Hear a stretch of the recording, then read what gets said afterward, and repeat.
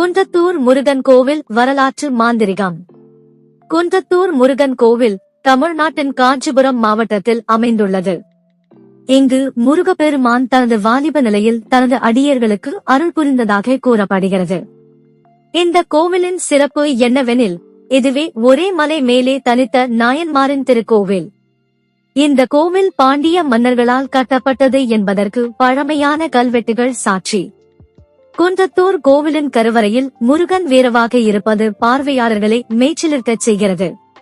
கோவிலின் முன்னால் உள்ள தங்கதாமரை குளத்தில் பக்தர்கள் நீராடுவதை காணலாம். இங்கு சூரசம்ஹார திருவிழா மிகச் சிறப்பாக நடத்தப்படுகிறது.